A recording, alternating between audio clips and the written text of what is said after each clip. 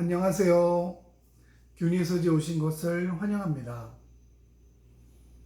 여러분은 아침을 어떻게 시작하시나요? 알람 소리에 맞춰서 일어나기 바쁜 아침인가요? 아니면 10분이라도 좀 여유 있게 하루를 맞이하는 편인가요? 오늘 여러분들과 함께 미라클 모닝이라는 책에 대해서 이야기해 보기로 했죠. 그래서 아침을 어떻게 시작하시는지 여쭤봤어요. 이 책의 저자 할 엘로드라는 사람은 실제로 본인이 큰 교통사고를 당하고 나서 10분이 조금 안 되는 시간 동안에 심정지 상태가 되었다고 합니다. 그리고 다시 살아나서 새로운 인생을 살게 되면서 그동안 경험하지 못했던 생각들을 펼치게 된 거예요. 그 내용이 바로 이 책 미라클 모닝입니다. 이 책에서는 아침의 첫 시간을 어떻게 활용하느냐에 따라서 하루의 생각과 행동들이 큰 영향을 준다라고 이야기해주고 있어요. 예를 들면 아침에 일어나서 학교 가거나 출근하기 바쁜 아침을 쫓기듯 그렇게 시작한 사람들의 경우는 생각이나 행동이 모두 수동적일 수밖에 없는 것이죠.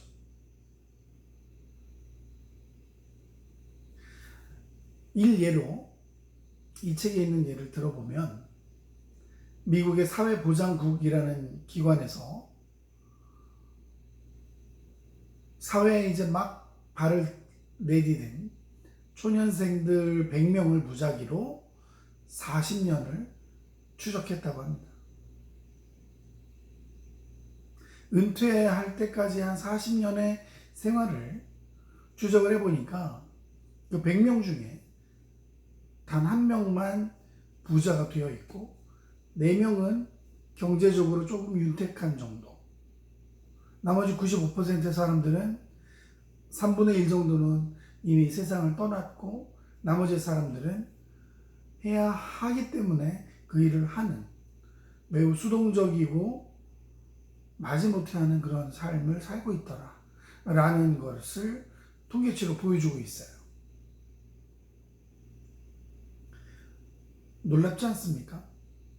40년 동안 100명의 사람을 추적을 해서 얻어낸 결과이기 때문에 조금 신뢰성이 가는 것 같아요. 그럼 상위 5%의 사람과 그러지 못한 95%의 사람은 과연 어떤 차이가 있는 것일까? 이 책의 저자는 바로 아침 시간을 활용한 부분이 차이가 있다고 얘기를 해주고 있어요. 그래서 우리가 정말 평범하게 살고 아무 생각 없이 살고 있구나, 시간에 쫓겨서 수동적으로 살고 있구나 하는 것을 알아차릴 수 있는 기준을 제시해주고 있어요. 그것은 바로 룸미러 증후군이라는 겁니다. 룸미러라고 하는 것은 우리가 자동차 안에서 후방을 주시할 때 확인해서 보게 되는 거울이죠. 흔히들 백미러라고 표현을 하는데 원래 명칭은 룸미러가 되겠죠. 그러면 좌우로 하나씩 달려있는 그 거울은 사이드미러라는 걸 알고 계실 겁니다. 자, 이 룸미러 증후군은 뭐냐면 간단히 말해서 자꾸 과거를 돌아다 보는 거예요. 그래서 과거에 실패한 경험, 계획만 세워놓고 실행하지 못했던 기억들, 그리고 열심히 했지만 만족스러운 결과가 없었던 우울한 기억들, 이런 것들을 자꾸 확인하면서 아직 다가오지 않은 미래에 대해서, 다가오지 않은 내일에 대해서 계획을 세우는 걸 되게 두려워하고 계획 세우는 것 자체를 부담 갖고 있는 걸 말하는 거죠. 그러다 보니까 했던 대로 그 다음 날을 맞이하고 또 하루를 그냥 지내고 또 해왔던 대로 그 다음 날을 보내게 되는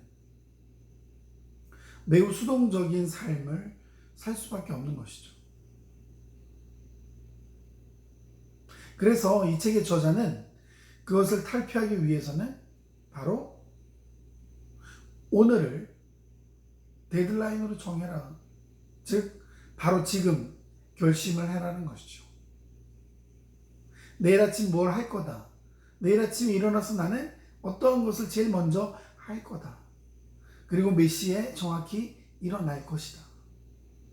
이러한 것들을 자기 전에 마음에 한 번이라도 결심하고 그 다음 날을 맞이하는 사람과 그저 출근 시간을 맞추기 위해서 알람을 체크하고 잠자리에 드는 사람과는 아침이 확연히 다르다는 것이죠. 실제로 저도 이 책을 읽기 전에는 매우 수동적으로 살았어요. 최대한 수면 시간을 확보하기 위해서 알람 시간을 늦게 맞추고 알람이 울리면 마치 군대에 있을 때처럼 허겁지겁 출근을 했던 그런 기억이 있습니다.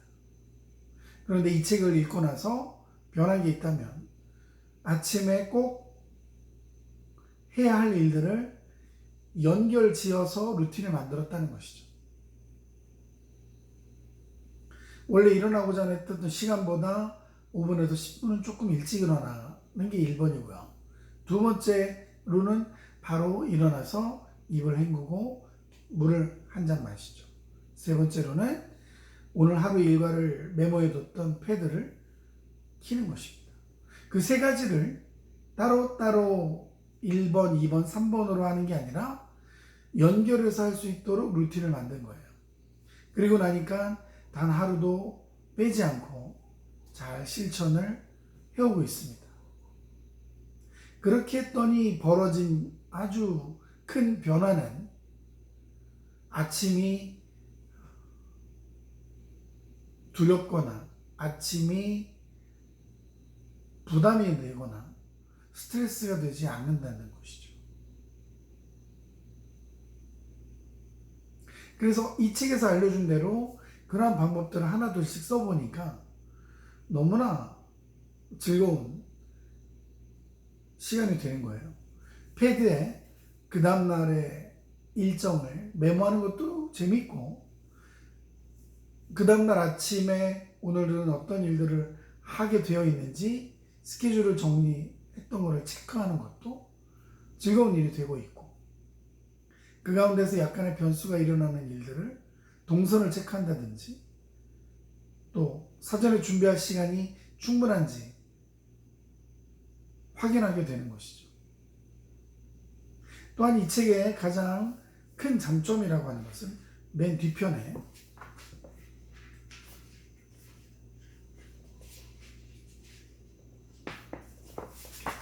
이게 있습니다. 보이시나요? 미라클 모닝 체크리스트라고 있습니다. 보이시죠? 이 칸에 자기가 세우고자 하는 어떤 아침마다 세우고자 하는 습관들을 적어놓고 한 달 30일을 기준으로 그 표를 작성하게 되는 거예요. 동그라미, 세모, X 이런 식으로 표시를 해도 좋죠. 그런데 저는 권해드리고 싶은 방법은 이 책에서는 열흘 단위로 끊어서 실천해보라고 하는데 저는 21일을 말씀드리고 싶어요. 일주일에 7일이면 딱 3주의 시간이죠. 계란이 부화하는 시간 21일 동안 꾸준히 한다면 그게 뭐가 됐든 꾸준히 할 경우에 습관으로 형성되는 것은 아주 쉬운 일이죠. 단 하루도 빼지 않고 계속해야 되는 것이죠. 근데 그렇게 하게 된다면 충분히 변화된 생활들을 누릴 수가 있는 것이죠. 그래서 그런 의미에서 볼 때 여러분들께 그런 부분을 추천을 드리고 싶습니다. 저는 내일 아침부터 추가적으로 해보고 싶은 게 하나 있어요. 그럼 습관적으로 하는 게 이제 루틴이 네 가지가 이제 구성이 되는 것이죠. 일어나야 될 시간보다 10분 먼저 일어나고, 입을 헹구고 물을 한 잔 마신 다음에 오늘의 스케줄을 패드를 통해서 확인해서 동선을 체크하는 거. 그리고 네 번째는 읽고 싶은 책을 한 30분 정도 읽고 나서 하루를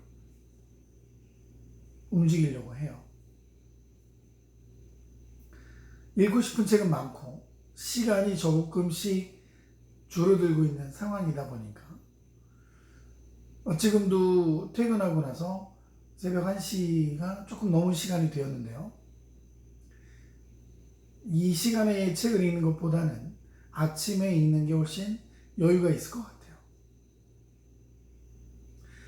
여러분들의 아침은 어떻게 시작을 해볼지 생각해 보셨나요? 아까 처음에 제가 여쭤봤던 것처럼 여러분들의 아침은 어떻게 시작이 되고 있습니까?